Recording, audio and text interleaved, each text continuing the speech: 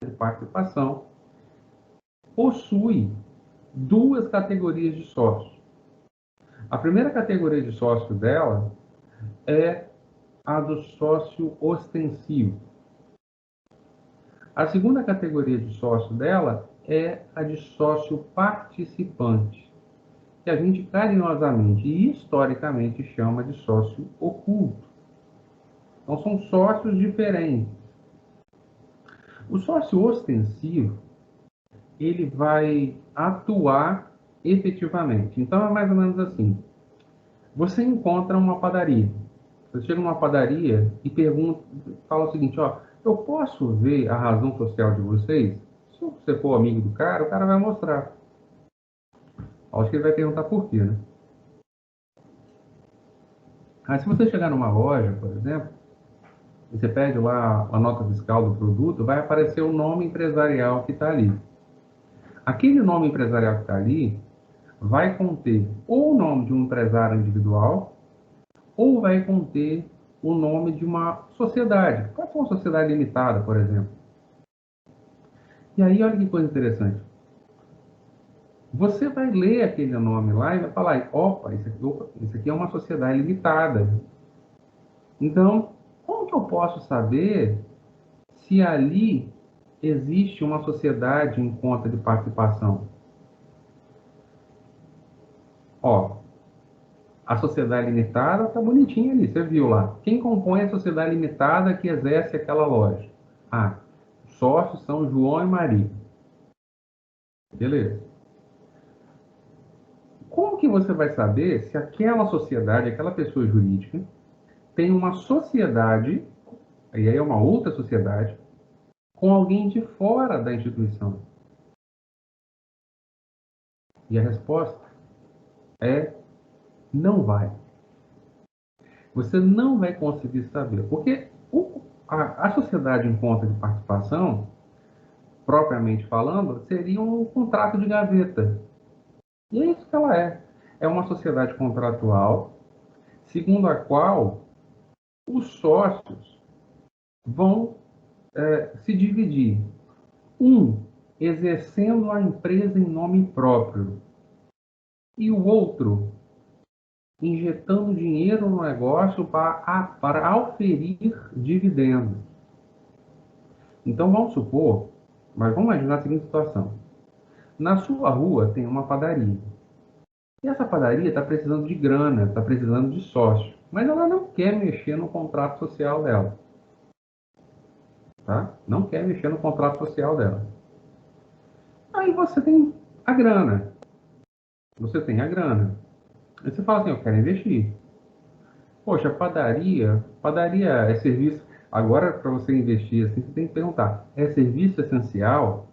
Né? O que é serviço essencial hoje? Né?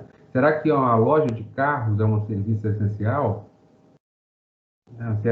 Será que uma loja de roupas é um serviço essencial? Várias imagens essa semana mostrando, né, que supermercados aqui do Espírito Santo não podiam vender chinelo. Em alguns supermercados do Espírito Santo, as prefeituras determinaram, mais do que o governo do estado falou, né, bloquearam, você não podia comprar itens que não fossem essenciais. Olha que maravilha, o estado determinando o que é essencial ou não para os indivíduos. E aí você fica pensando, poxa, então vou investir em alguma coisa que seja essencial. Vamos pegar uma coisa que é essencial? Uma clínica médica, por exemplo. Clínica médica é essencial. Nesse período de pandemia, os médicos são essenciais. Aí você tem uma clínica precisando de investimento. Você tem dinheiro para investir. O que você pode fazer? Você nem médico é. Pode injetar dinheiro ali dentro. Sem aparecer. Sem aparecer. É possível criar uma sociedade em conta de participação com um advogado, por exemplo? Bom, na teoria, sim. Mas a OAB não aceita que você não é advogado ou ofira rendimentos. Então, eticamente falando, esse advogado não poderia ter um sócio oculto. Por motivo óbvio, a lei proíbe. Professor, Mas, oi, fala. rapidinho, só para ver se eu entendi. O ostensivo, ele seria que ele iria atuar, o oculto é o que vai injetar o dinheiro, só que ele não vai aparecer ali, ele só vai injetar o dinheiro.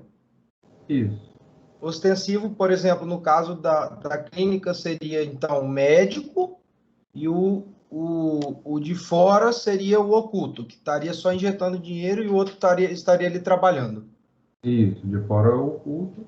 E aí você, para poder viabilizar o negócio, você pega na lei, esse oculto vai receber o nome de participante. Tá? A gente vai ver daqui a pouquinho. A lei vai chamar esse cara de participante, exatamente pela possibilidade que ele tem de meramente participar.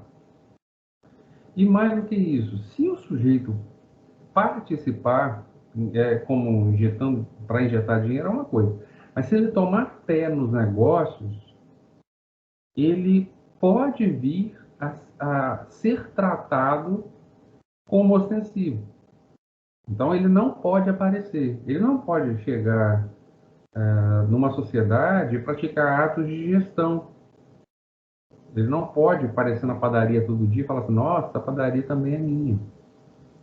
Porque ele precisa permanecer na posição dele, que é uma posição externa. Se ele se apresentar, automaticamente ele vai ser alguém passivo de responsabilidade. Eu não posso confundir a sociedade em conta de participação com a sociedade em comum. E a sociedade em comum é uma sociedade que não se registrou, que tem um contrato de sociedade prevendo outro modelo societário, por exemplo, sociedade limitada, né, sociedade em comandita simples ou sociedade em nome coletivo. Se o sujeito escolhe, aí na maioria das vezes é assim que acontece.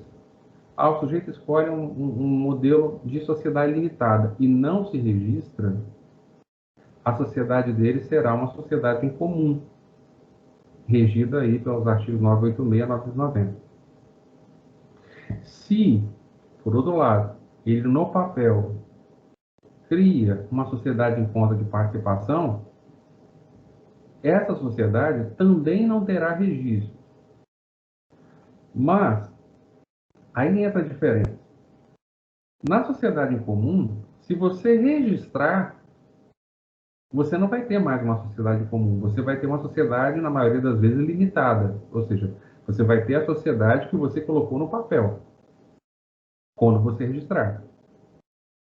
A sociedade em conta de participação, ainda que seja registrada, ela não perde a característica de sociedade em conta de participação e vai manter a condição dela de sociedade não personificada. Então, note como a relação estabelecida, a situação estabelecida é diferente numa e noutra situação, numa e outra hipótese. Então, na primeira hipótese, sociedade em comum, você, ainda que registre, se você registrar, você passa a ter outra sociedade.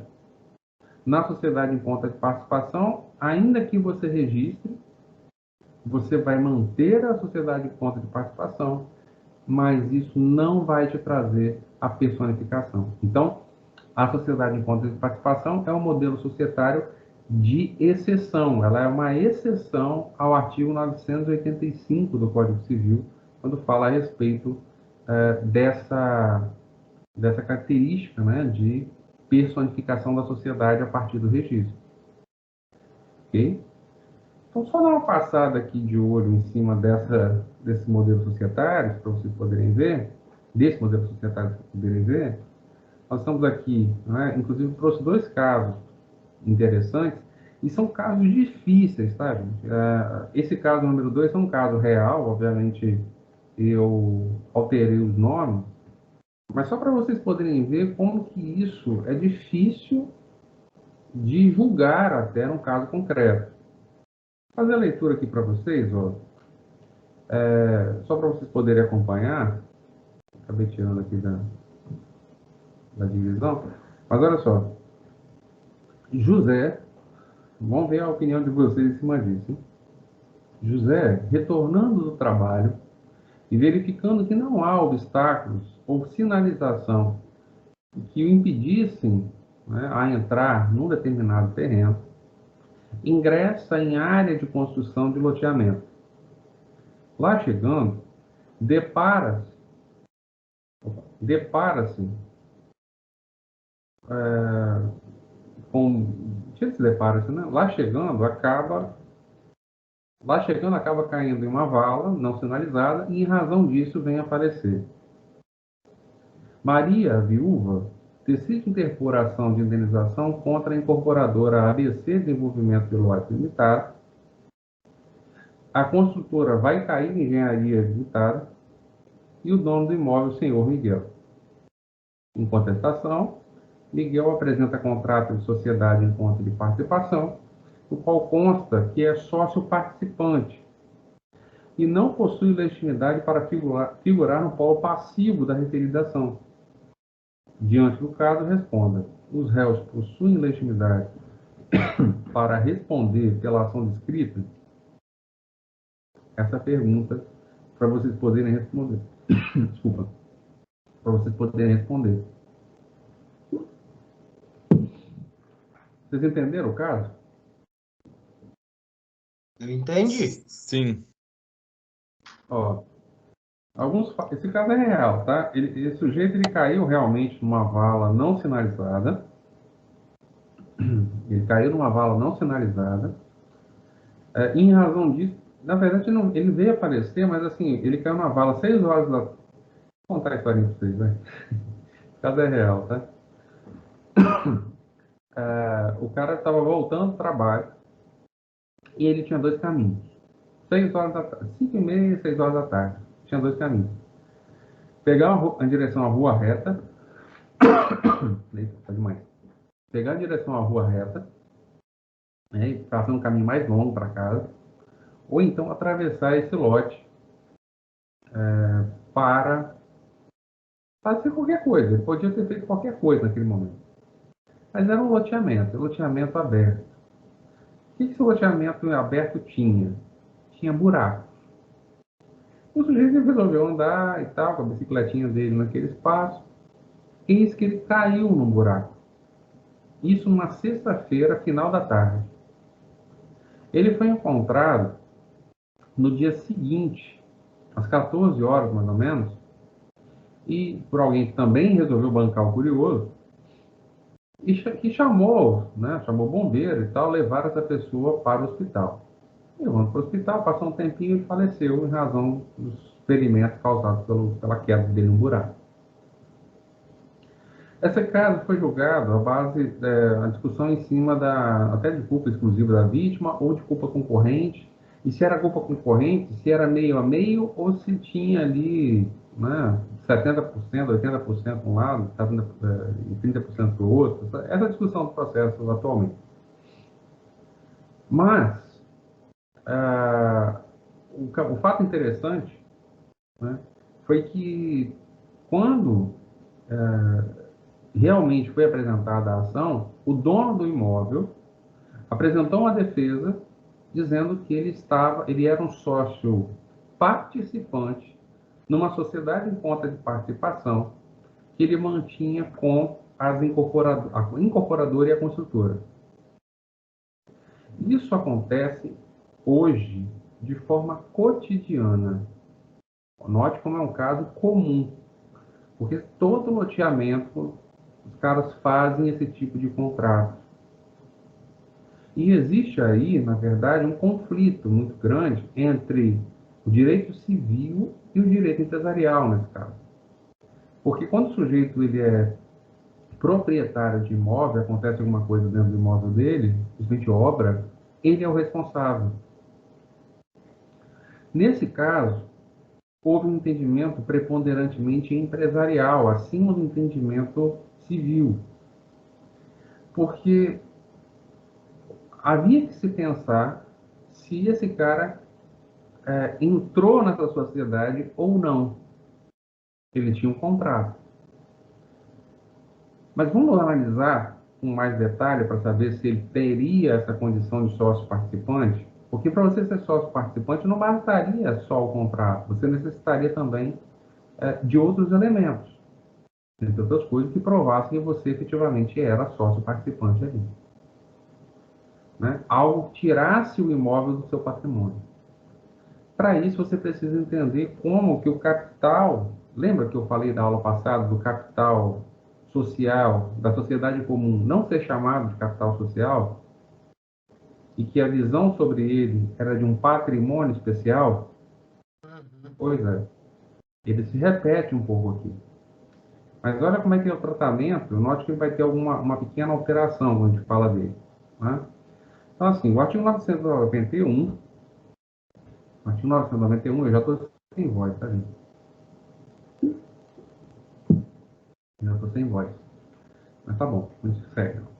O artigo 991, ele fala que na sociedade enquanto participação, a atividade constitutiva do objeto é exercida, exatamente aquilo que eu falei para vocês, ó, exercida pelo sócio ostensivo, em seu nome individual e sua própria exclusiva responsabilidade. Ponto. É isso. Tá? E em relação ao terceiro, é a mesma coisa. Só ele vai ser responsável.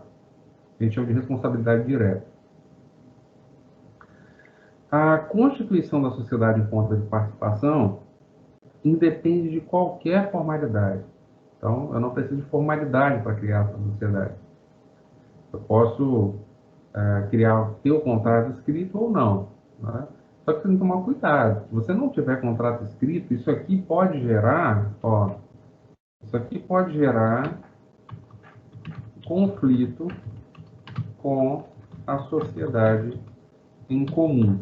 Tá? Porque se eu não tenho formalidade, significa que eu sou sócio, então eu tenho que provar que eu sou sócio. Ou provar que eu não sou sócio. Então, depende de prova. Né? Como que eu vou chegar para o juiz e vou falar para ele assim, juiz, ó, eu sou sócio participante. Não, mas está aqui, a sociedade em comum. Eu falei, não tem contrato escrito. Então, claramente para mim, nesse ponto aqui, nós temos um conflito da sociedade em comum com a sociedade enquanto participação. Para mim, tem que ter pelo menos a ideia do contrato escrito. Essa fala que pode provar-se por todos os meios de direito, mas tudo bem, vai. Se eu mando, eu tenho que ter pelo menos um e-mail prévio, dizendo que eu era sócio participante. Não, mas eu não tenho e-mail, eu vou provar que eu sou sócio participante por testemunha. Sério? Tem certeza? Você vai provar por testemunha? Se você tiver alguém de fora que busca a responsabilidade, tenha você e outra pessoa, e vocês não têm nenhum contrato escrito para provar que vocês não é sócio e o outro também, e que um é sócio participante. Você acha realmente que o juiz vai aceitar isso em audiência? Vai acreditar que isso é uma sociedade em conta de participação e não uma sociedade em comum? Então, para mim, houve uma grande infelicidade nessa parte final aqui, tá? Ô, professor, Oi, fala. é só uma dúvida aqui. Naquele caso que o senhor acabou de falar, eu não entendi muito bem a parte final. No caso, então, quem seria o responsável pela indenização seria o dono do terreno e não a sociedade em si? Ao contrário. O dono do terreno alegou que ele não era parte legítima para figurar na ação porque ele era sócio participante.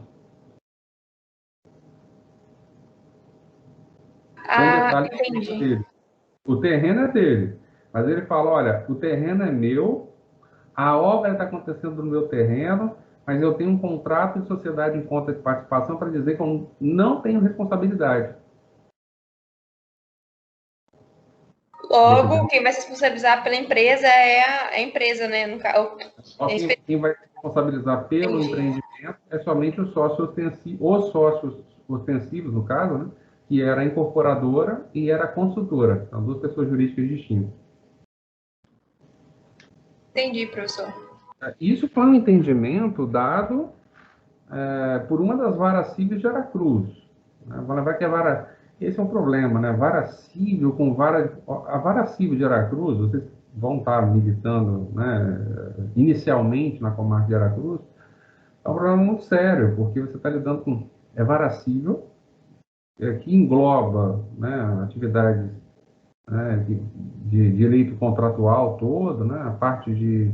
Aí vai entrar, eles vão misturar com direito do consumidor, que vai misturar também com direito empresarial, que vai misturar com a parte de família, sucessões e órfãos. Então, é uma sopa de letrinha ali que tem muito problema ao mesmo tempo, no mesmo lugar. Não pode prestar, tá? Não pode prestar. O ideal é que fosse uma vara independente para cada um. Faltam juízes no estado do Espírito Santo. Faltam juízes. Eles tinham que fazer concurso, mas não fazem concurso porque a remuneração ministrada para magistrados no Espírito Santo, não só no Espírito Santo, o Brasil inteiro é assim, é muito alta. Então, com o salário de um juiz, você poderia ter, sei lá, 4 juízes. A gente poderia ter 4 vezes mais juízes com o salário de um só. Olha que loucura, né? A juiz ganha muito, ganha muito. O salário é merecido? Olha, se eu fosse juiz, eu gostaria de estar recebendo o salário dele, tá? Óbvio. Mas, se a gente for analisar friamente falando, não é, talvez, para ser essa quantidade tão grande. Nós temos desembargadores que ganham 200 mil reais. Será que está certo? Um país que tem suas dificuldades, né? Um país que tem gente pobre. São coisas que a gente tem que pensar, né? Assim, infelizmente, é um país que precisa rever o seu poder judiciário. Tá? O poder judiciário precisa ser repensado. A gente tem um poder, um STF altamente autoritário. Nós vimos aí o ministro relator aí do processo do Lula chorando pelo advogado da parte requerente. Olha, é duvidoso, né? Vamos convir, é complicado, né? O Brasil não é para amadores. Essa frase é fantástica. O Brasil não é para amadores. Então, assim, é lógico que, né, essa decisão, por exemplo, desse caso, foi uma decisão altamente curiosa, porque relegou para segundo plano a questão do direito civil. E não vamos entrar no mérito se está certo ou está errado. A gente consegue tentar interpretar o efeito disso. O efeito disso é a consideração, ou melhor, a desconsideração do direito civil em prol do direito empresarial. Bacana. A decisão em si, ela é ousada. Foi uma decisão bastante ousada, digo de passagem. Eu não sei, né, obviamente, eu não sei se foi uma decisão ousada por desconhecimento jurídico de quem deu a sentença, né? Não sei, mas é uma decisão ousada com o efeito que ela vai provocar, né? Então, um efeito bastante curioso. Então, essa lógica que acontece aqui, ela é apresentada, né, já de cara no artigo 991. Então, quando a gente fala aqui, ó, que, né, o sócio ostensivo vai exercer a atividade, né, em nome individual, em seu nome, né, e sob sua própria e exclusiva responsabilidade, obrigando-se ele perante terceiros, a tradução nesse caso aqui em cima é, primeiro, verificar quem são os sócios, quem é o sócio ostensivo, ou quem são os sócios ostensivos. O sócio ostensivo, nesse caso aqui em cima, são 2, na verdade. Essa ABC e a Vai Cair Engenharia Limitada. Esses são os sócios ostensivos. O Miguel não era um sócio ostensivo, era um sócio participante. E aí, por que ele alega isso? Ele alega para dizer que ele não é parte legítima para figurar na ação. Isso é muito interessante, porque ele faz essa alegação e, na medida que ele tem a decisão favorável para ele, está se reconhecendo que mais vale o contrato segundo o qual ele diz que é sócio participante do que a situação jurídica do direito de propriedade ao qual ele é titular. E aí note, né, vamos tentar entender a formação do capital para ver se esse julgamento está correto ou não. Né? Aí a gente começa a ver, por exemplo, o contrato social produz efeitos entre os sócios, então nós temos um contrato, né, ainda que seja informal, né, que seja verbal, mas ele existe. E a eventual inscrição não confere personalidade jurídica. Aquilo que eu falei para vocês pode levar para a junta comercial que não tem efeito algum. Tá? O texto fala que, sem prejuízo do direito de fiscalizar, a gestão do negócio, o sócio participante não, isso é importante, ó, o sócio participante não pode tomar parte nas relações do sócio ostensivo com terceiros, sob pena de responder solidariamente, lembra de solidariedade lá de obrigações? Está aqui. Com este pelas obrigações que intervierem. Então, esse é um ponto. Tá? E aí a gente chega no artigo que fala do patrimônio. O artigo que fala do patrimônio diz o seguinte, é isso que eu estou falando para vocês, ó, beleza, incorporadora e sociedade construtora. Olha, vamos montar uma sociedade aqui que eu sou só participante? Tá, vamos tentar construir esse capital social. Ele diz, a contribuição do sócio participante constitui, quando sócio ostensivo, patrimônio especial, de novo a expressão, objeto da conta de participação relativa aos negócios sociais. Então, note que, de novo, nós temos aqui a expressão patrimônio especial. E aqui ele vai falar que esse patrimônio especial, essa característica de especialização que ele tem em cima desse patrimônio, somente produz efeitos em relação aos sócios. Olha que coisa fantástica. E vamos além. Mas aí tem uma questão de falência. Esses dois artigos de baixo têm a ver com falência, e não é momento para falar de falência com vocês. Então, a gente se atém somente ao artigo 994 e o parágrafo 1º. Vamos imaginar o seguinte, ó, vou trazer isso aqui para cá, e vou trazer como observação. Ó. Quando a gente fala da constituição desse patrimônio especial, olha o que vai acontecer. Vamos pegar o caso aqui de cima e vamos trazer para baixo da seguinte maneira. Ó. Vamos pegar Maria, viúva de interpoação, tá. Né? Vou trazer essa frase aqui para cá. Tá? Trazer esse pedacinho aqui para cá. O texto fala. Maria, viúva, decide interpor ação. Ó, esse pedaço aqui. Maria, a viúva, decide interpor ação de indenização contra a incorporadora ABC e contra a Vai Cair. E contra o dono do imóvel. Em contestação, Miguel apresenta o contrato de sociedade em conta de participação, da qual consta que é sócio participante e não possui legitimidade para figurar no polo passivo da ação. Tá? Aí a gente encontra o seguinte. Já que é uma sociedade, como Miguel integralizou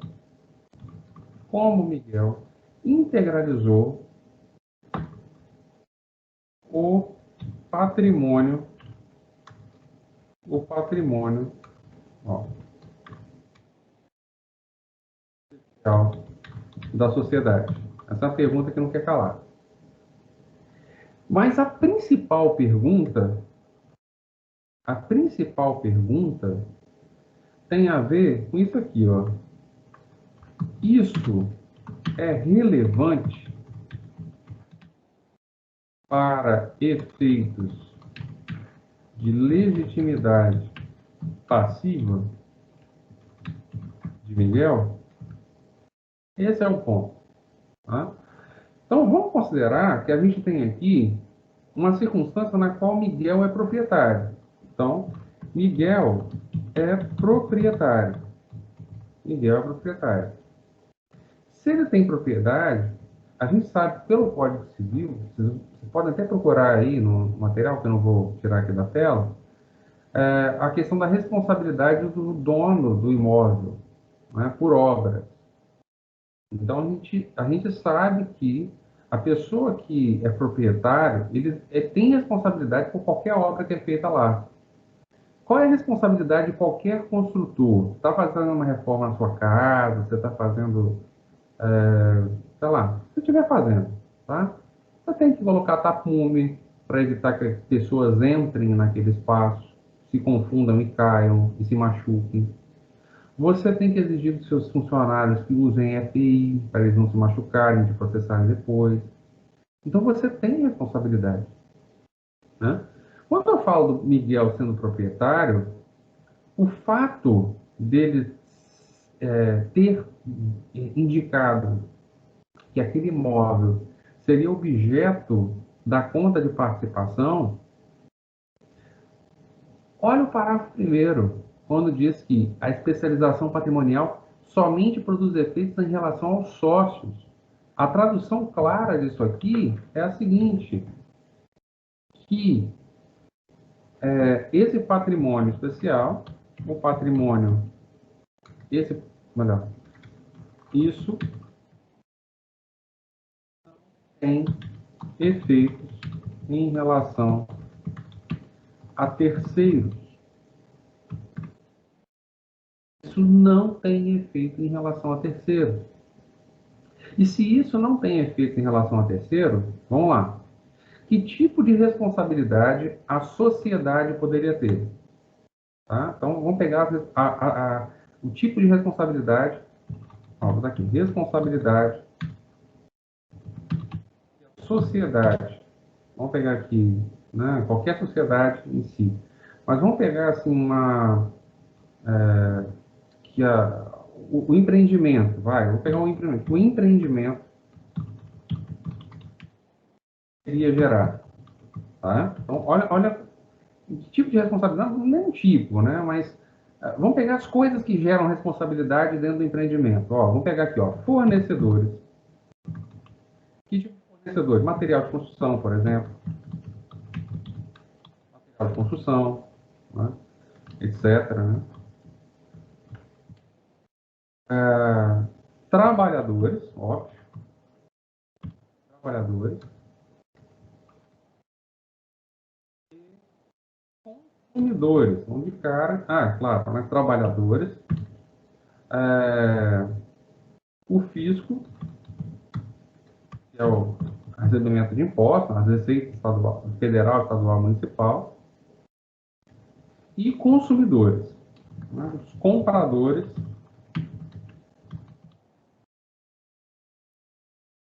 Então, nós temos esse tipo de. Eu não falo em responsabilidade, vamos colocar assim, dívidas, né? Dívidas, melhor. Dívidas que o empreendimento poderia gerar.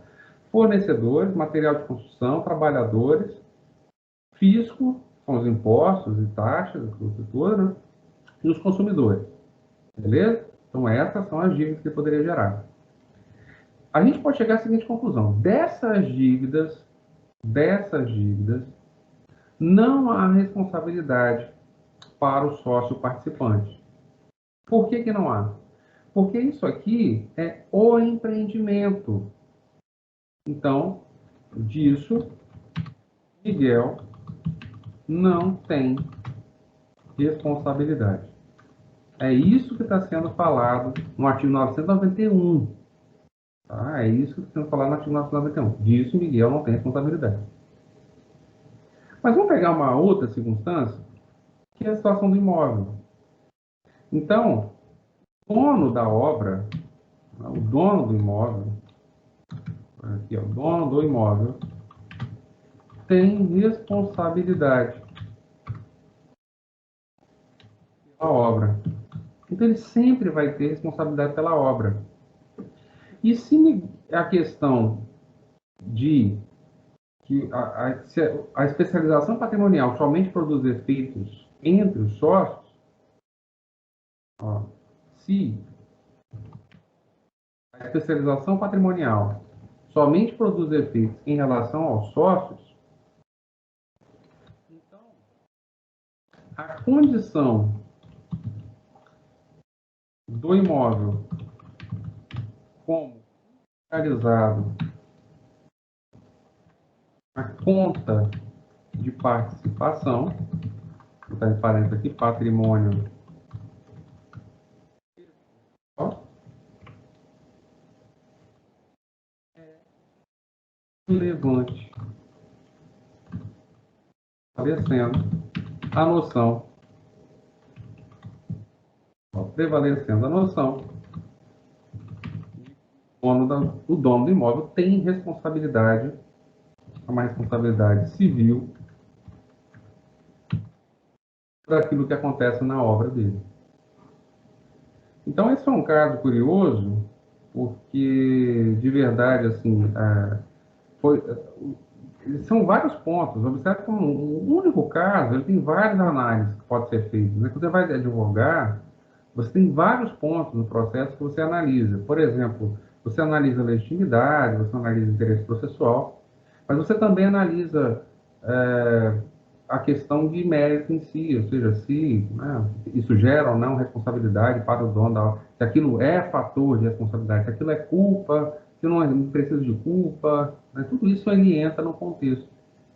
E aí, quando você vem para esse caso, você observa que o julgado, né, houve recurso, tem recurso e tal, mas você observa que o julgado acabou trabalhando uma noção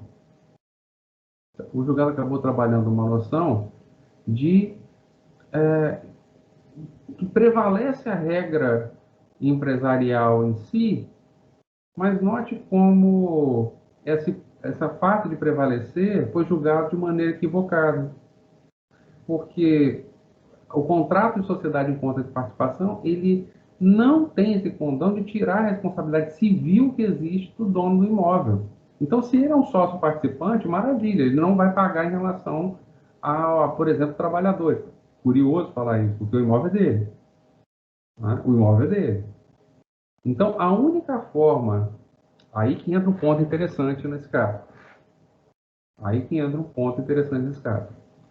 A não ser, vou voltar aqui, a não ser que Miguel tenha transferido a propriedade do imóvel para, vou copiar o nome deles aqui, para ABC Lote Limitada e vai cair limitada. Somente nessa hipótese, se eu tiver transferido a propriedade, do imóvel, né, que foi integralizado para a incorporadora e para a construtora, beleza, ele não vai ter mais essa responsabilidade nas costas dele. Se ele mantiver, é o ponto, se ele mantiver a propriedade do imóvel durante a construção, a responsabilidade tinha que ter sido atribuída para ele, sim. E esse é um ponto interessante, porque note como a compreensão empresarial ela tem limite. Né? E é o limite que a própria lei está dando para a gente. Então, é preciso o quê? O que faltou para o juiz da Vara Civil, por exemplo, nesse caso da Vara Civil de Aracruz? É a compreensão do que é o patrimônio especial. E a compreensão de noções de eficácia. Ou seja, o texto da lei é muito claro, 994, parágrafo 1º, dizendo que não tem eficácia em relação a terceiros a constituição dessa conta de participação. Então, a única forma que você tem, como dono de imóvel, de fugir de qualquer tipo de responsabilidade é transferir esse imóvel para a construtora e para a incorporadora. Na medida que você transfere, maravilha, agora você é um sócio oculto. Você efetivamente transferiu. Que a ideia de sócio oculto é você investir. Então, quando você transfere um bem teu para o patrimônio da construtora e da incorporadora, você efetivamente investiu. Aquilo tem que sair do teu patrimônio. E essa é a noção básica. Aquilo tem que sair do seu patrimônio. Se você fala assim, nossa, eu sou um sócio oculto, tá bom, com o quê? Com um imóvel que ainda é seu, não faz sentido algum. Por quê, professor? Oi? Aqui deu uma travada, não sei se foi só para mim. Não sei. Aqui tá de boa. Foi só para você. Deve ser pra internet. Tô tranquilo. Mas eu repito. Internet, então, professor. Qual parte que você parou? No final, aí o senhor falando de quem era a responsabilidade aí, citando o exemplo. Então, para que você possa ser investidor, você precisa tirar algo que é seu e entregar nas mãos do investido. Então, é uma ideia de investimento. Você tira algo que é seu e transfere. Quando você compra uma ação, você tem que comprar a ação.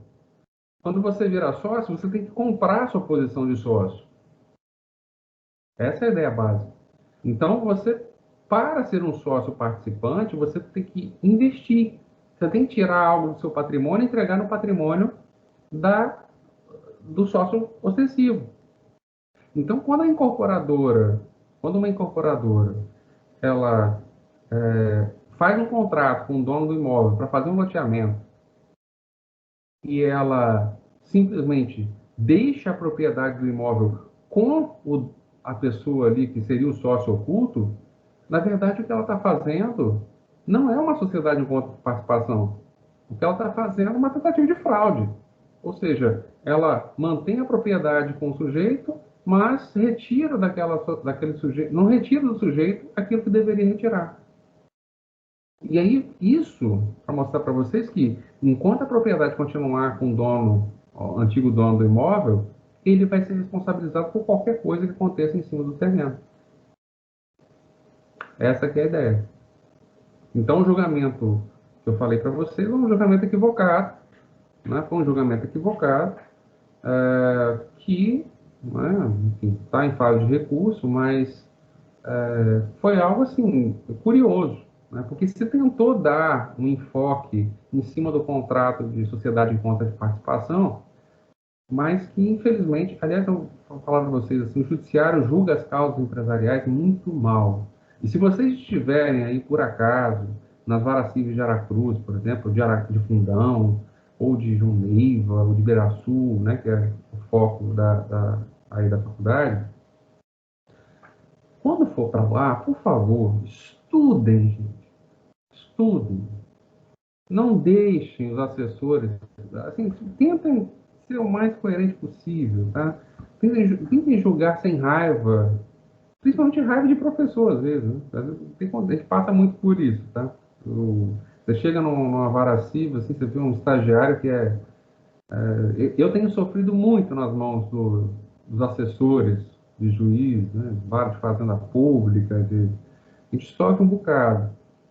Então, cuidado, tentem julgar com um pouco mais de... Não se espelhem no STF, por favor. Eu peço isso. Se espelhem nos julgados corretos, tentem fazer as coisas corretas, tentem puxar a raiz das coisas para poder entender. A responsabilidade civil, ela existe para o dono do imóvel. É óbvio isso. A responsabilidade do sócio participante, ela não existe, mas ela não existe naquilo que não existe para o outro lado, não existe nessa esfera, não existe para o dono, esse dono do terreno, não tem responsabilidade com os empregados, não tem responsabilidade com fornecedores, com as pessoas que vão comprar o terreno, beleza, não tem. Mas se alguém cair num buraco dentro daquele terreno, se a propriedade ainda for daquele sujeito, ele não tiver transferido para a incorporadora, é óbvio que ele vai ter responsabilidade, é responsabilidade civil, não é empresarial. Então tomem cuidado com isso. Eu adoro o direito empresarial. Eu sou do direito empresarial. Mas vamos lembrar, dai a César, dai a César o que é de César. O que é empresarial é empresarial, o que é civil é civil, o que é consumerista é consumerista, o que é trabalhista é trabalhista. Cada um na sua. Não misture as coisas. A única mistura que dá certo é a mistura de bolo. A única mistura que dá certo é a mistura de bolo. O resto não vai misturar. Você tem que saber a diferença entre as áreas. Toco nesse assunto quase todo dia. Tem que saber as diferenças entre as áreas. Senão você vai se confundir, você vai acabar ali na vida concreta passando um pouquinho de aperto, tá? E vocês vão descobrir isso quando vocês estiverem advogando. A advocacia, principalmente na área empresarial, é mais ou menos você tentar plantar alface no semiárido. Você não está na caatinga, naquela coisa caatinga, aquela coisa nordeste ali, região bem seca, não vai conseguir. Tá? Então toma cuidado, você precisa, às vezes, arar a terra, né? Tem que ter jogar uma aguinha, né? Porque realmente é um cenário onde as pessoas estudam pouco, né, e querem julgar com base em leituras muito superficiais que elas fazem, tá bom? Dúvidas, pessoal? Eu vou Professor, colocar... Oi, fala. eu queria só que você explicasse de novo o 994, que eu não entendi muito bem a ideia dele, não. Então, o 994 fala que você vai constituir o patrimônio especial como patrimônio dos sócios, certo? Hum. Mas eu não posso utilizar isso aqui contra terceiros. Ó, a especialização patrimonial somente produz efeito em relação aos sócios e não contra terceiros. Se você ainda for proprietário do imóvel, você fala o seguinte: nossa, mas olha, eu sou sócio participante, esse imóvel não é mais meu. Mas peraí, eu vou lá no cartório e verifico que aquele imóvel ainda é teu. Então você não pode alegar que você é sócio participante se o imóvel ainda estiver no teu nome. Uhum. Entendeu? É isso que está sendo falado na 994. Ah, tá. Entendeu? Quando eu vou Ok. formar o capital social, eu vou chamar esse capital social na sociedade em conta de participação de patrimônio especial. Uhum. E aí eu vou chamar esse patrimônio especial de conta de participação. Na base é isso. Ou seja, a conta de participação é ideológico, né? O que nós idealizamos que vai ser a sociedade. Ah, eu vou entrar com um imóvel e vocês vão construir o loteamento. Beleza. Mas para eu fugir de qualquer responsabilidade do plano civil, eu tenho que transferir esse imóvel para você. Uhum. Então eu continuo sendo proprietário. E aí a responsabilidade não é empresarial, é civil, né? A responsabilidade do dono do imóvel. Uhum. Basicamente isso, tá? Não vou falar do parágrafo 2º e 3º para vocês, que vocês ainda não estudaram falência, então não vão entender. Tá? Em termos de sociedade, entendeu, João? Sim, sim, tranquilo. Em termos de sociedade, né, o sócio ostensivo não pode admitir o outro sócio sem o consentimento expresso dos demais, né, dos participantes. Então, ponto que a gente chama isso de afecto societário, ou seja, o outro sócio tem que consentir com o ingresso de um terceiro na sociedade. E em caso de haver qualquer tipo de problema, nós vamos utilizar as regras das descritas sociedades simples, que é assunto da nossa próxima aula na segunda-feira. A gente vai começar a abordar sociedades personificadas a partir do artigo 997 do Código Civil. Ok?